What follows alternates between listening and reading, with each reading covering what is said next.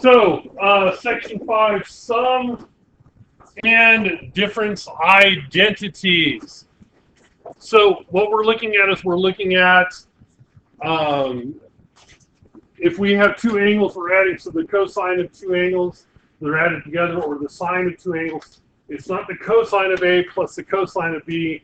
It's the cosine of A plus B. So you need to be very, very clear what those are. So these are identities that you can add to your toolbox as needed. So if you have to do identity proofs, these are ones that will be added to your list of identities you can use. The first ones we did, that list that I had on the board, is probably the most complete one and the one you're going to need more than any other. It's that list there. But there are ones to add. So the sine of A plus B, or alpha plus beta, but A plus B is fine. Notice, pay very close attention. It's the sine of A plus B, or sine of A plus or minus B.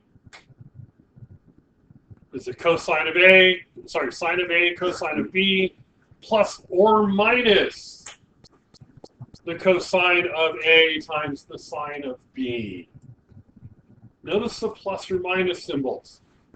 So if you're adding the angles, then it's addition between the two parts. If you're subtracting angles, then it's subtraction between the two parts. Okay, bless you.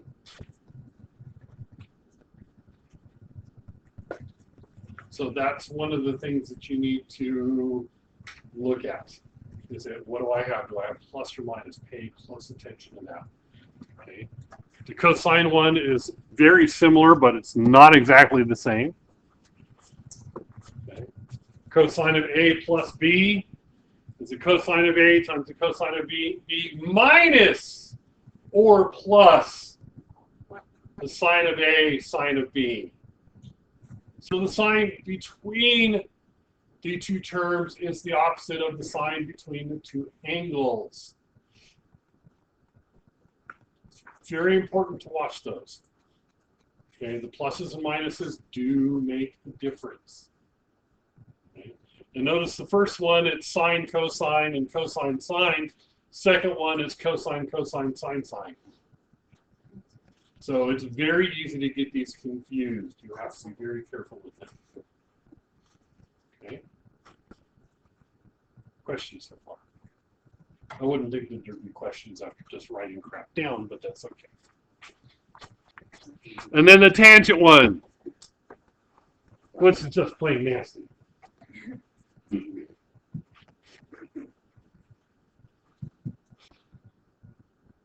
Tangent of A plus B is equal to the tangent of A plus the tangent of B over 1 minus plus the tangent of A, tangent of B. Notice once again, the signs are switched on one of the two terms. In the numerator, it's the same sign. The denominator, it's the opposite sign. Yes? What is the point of putting it minus or plus? Because that means you're doing the sign that's opposite. So like it's easy to tell on the cosine one. If you look at the cosine one, it's A plus B here. The sign here is different. If this is addition, if you're adding the angles, you're subtracting the two terms. If you're subtracting the angles, you're adding the two terms. Here, whatever the sign is the sign that's there. This one, it's one of each. The one in the numerator is the same, the one in the denominator is different. Okay, so it's very close and important to watch those. The plus or minuses, very important to watch those. Because that can really screw you up if you're not paying attention. Okay. Questions?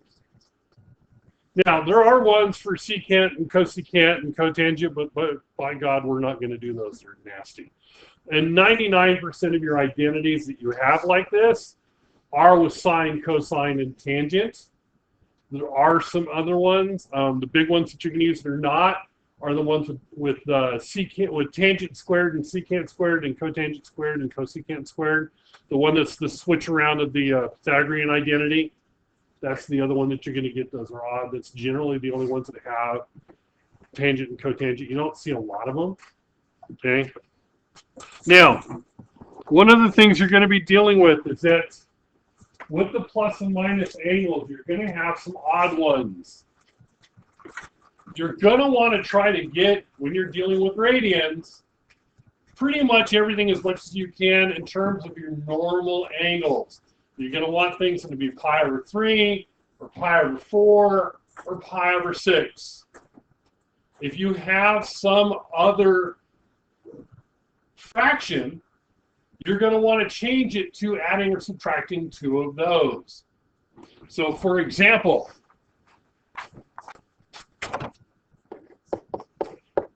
pi over 12. Pi over 12 is pi over 3 minus pi over 4. Okay. You're going to need to do those types of conversions. Okay. And when you do it, think about the common denominators. I went 3 and 4 because, well, 3 and 4 gives me 12. When I see 18 as the denominator of the fraction I'm trying to, the pi over something with 18 in it, I know 4 is not going to be, pi over 4 is not going to be part of it because 4 is not a possible common denominator for 18. Okay? 6 and 3 go into 18, so it's going to be something in terms of pi over 3 or pi over 6. These are the denominators you're going to want. Maybe a pi over 2. But that's what you're looking for when you're trying to convert them. You'll see in the examples coming up. Okay? Yes, I am recording. Okay. All right, so let's do some of these. The sine of pi over 12. And I think you just got a hint of what we're dealing with on that.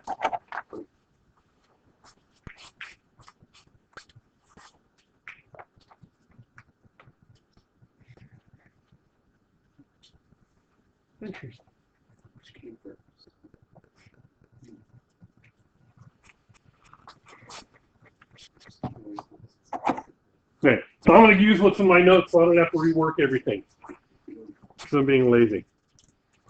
So, the sine of pi over 12 is the equivalent of the sine of pi over 4 minus pi over 6. Because we can't evaluate in exact values without a calculator, because you can take the sine of pi over 12 on your calculator, and it'll give you a decimal approximation.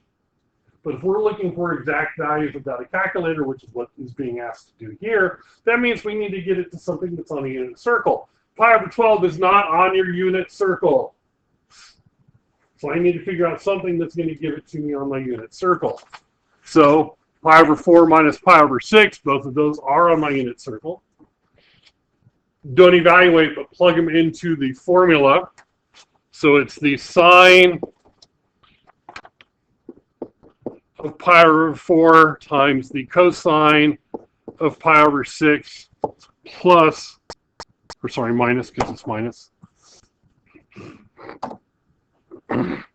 minus the cosine of pi over 4 times the sine of pi over 6. That's what the formula says.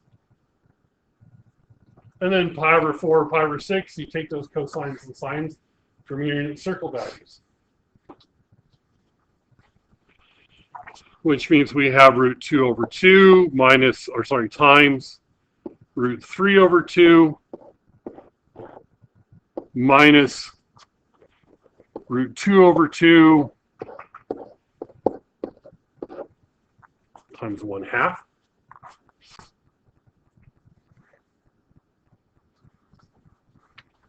Which means we have root 6 over 4 minus root 2 over 4, which is root 6 minus root 2 all over 4. And can I reduce that? No. It's a trick question. No, you cannot reduce that. You cannot combine the root 6 and the root 2 because you're adding and subtracting, and you cannot add or subtract it, unlike roots, like x and y.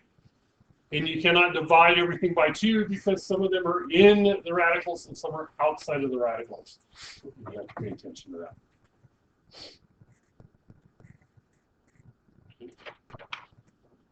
So the next one's the same thing, just cosine instead of sine. So I have to figure out what 2 things added or subtracted are going to give me 5 pi over 6. 3 pi over 2 and 2 pi over 3. Yeah, that could work. I could think of something simpler.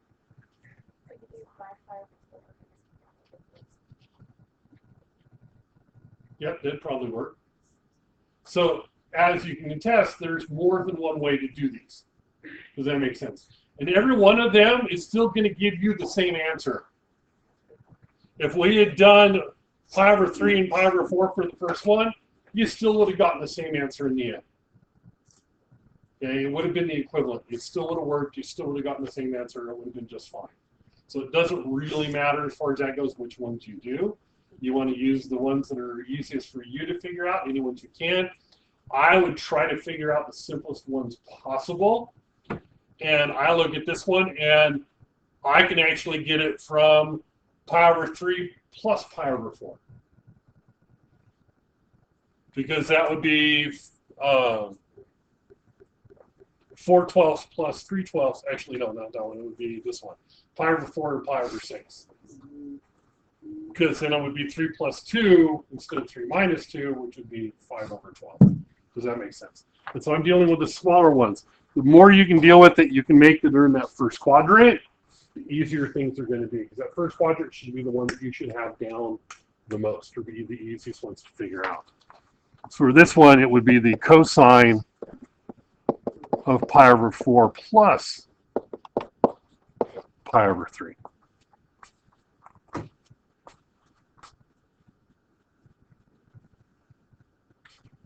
6, sorry, pi over 6, my bad, pi over 6.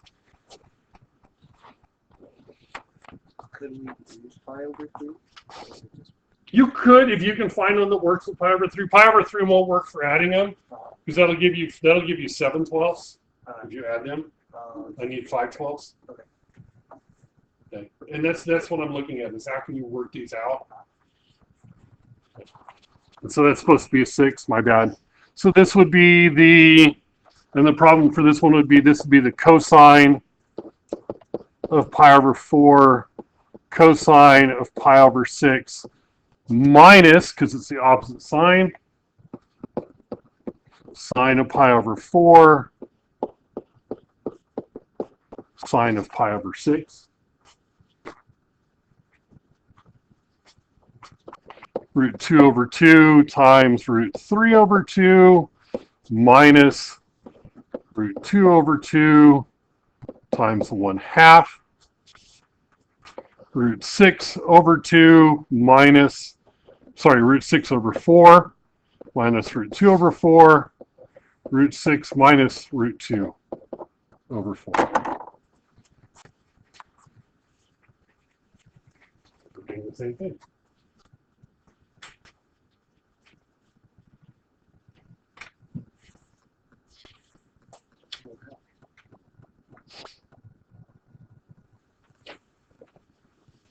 Okay, questions? Really, the most difficult part about this is figuring out the two things that add up to give you that angle that will fit within your unit circle. Okay. Now, I know I have an example here that works in degrees instead of radians. Remember, your unit circle does also work in degrees instead of radians.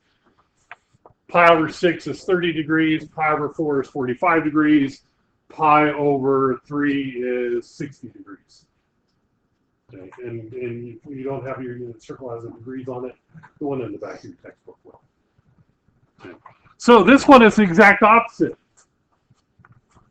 I cannot do the cosine because none of those are on my unit circle. Remember, 30, 45, 60, and additions or subtractions thereof. So this one here, what I need to do is just go backwards. This looks like an addition or subtraction formula. Cosine, cosine, sine, sine, angles are the same. That's my cosine formula. So this ends up being the cosine of 20 degrees minus 50 degrees.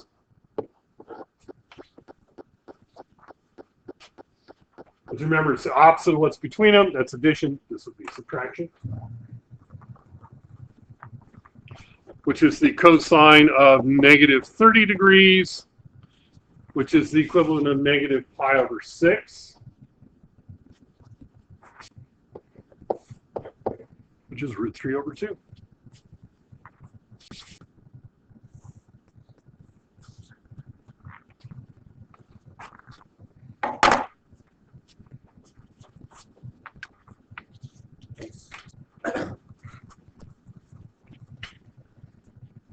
So you look at the next one. Sine, cosine, cosine, sine. The angles are the same for the first two terms, for the first term in each one and the second term in each one.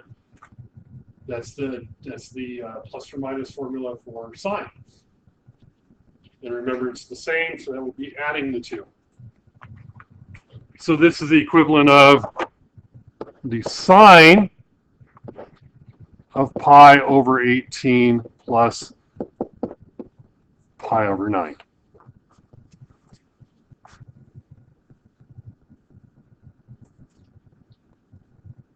And then, so this is the sine of pi over 18 plus 2 pi over 18. So it's the sine of 3 pi over 18, which is the sine of pi over 6, which is 1/2.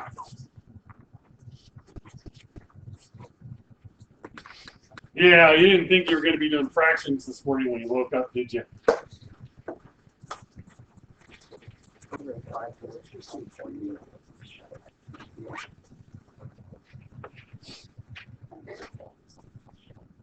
Questions? Okay. Oh, Establish the identity. Well, this first step ought to be fairly simple. I have the cosine of two angles being added. We just got done doing an identity for the addition angles. Do that. Cosine of pi over 2 plus theta is the cosine of pi over 2 times the cosine of theta minus the sine of pi over 2 sine of theta.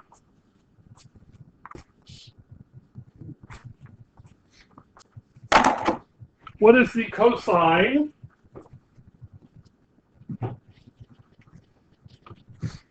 of pi over 2? 0. What is the sine of pi over 2? So this is 0, so that's gone. What's the sine of pi over 2? 1. So that means I have negative 1 times sine theta, so I have negative sine theta.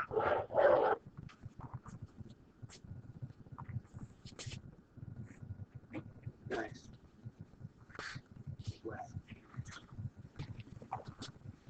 Okay, take a minute and do the next one. Okay, so this really is plug it into the formula and evaluate. So this would be, let me change colors. Put that right next to it. The tangent of 2 pi minus the tangent of theta all over 1 plus the tangent of 2 pi times the tangent of theta. And what's the tangent of 2 pi? 0. So I get 0 minus the tangent of theta over 1 plus 0 times the tangent of theta, which means that I have minus tangent of theta. Nice. Literally what I wrote down. Question. Okay, now the last one. Now this one's a little tricky because I have a couple of things going on here. Cosine of theta is negative 1/4. Then what is the cosine of pi over 6 minus theta? So this is an addition subtraction formula. So that means I have cosine of pi over 6, cosine of theta, plus sine of pi over 6 times the sine of theta, which is really not a big deal.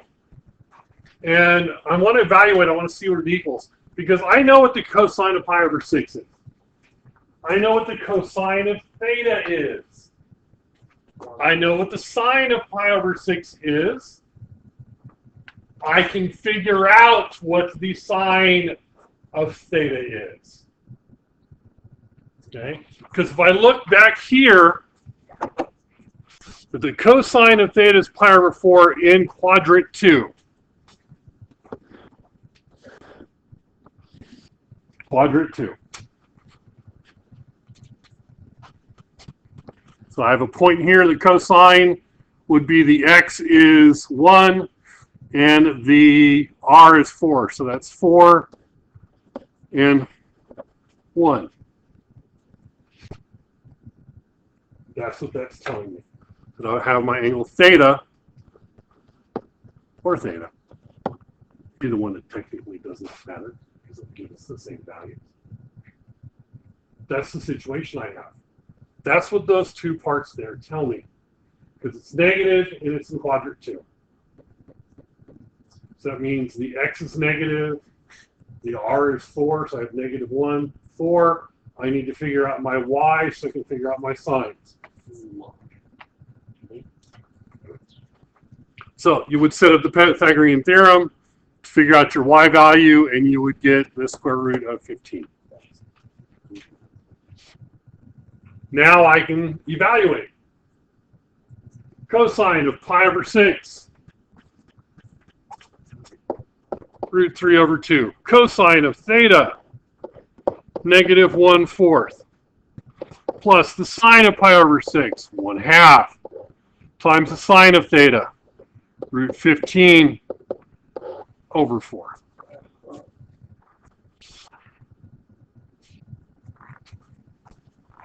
Negative root 3 over 4 plus root 15 over 4. And that gives us root 15 minus root 3 over 4.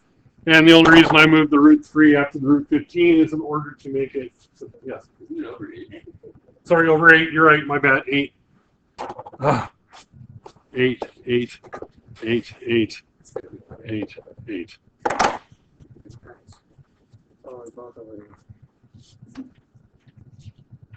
Yeah, I put the 15 in front of the 3, so I have a subtraction between instead of minus and plus. Questions? Okay. Let's end the lesson.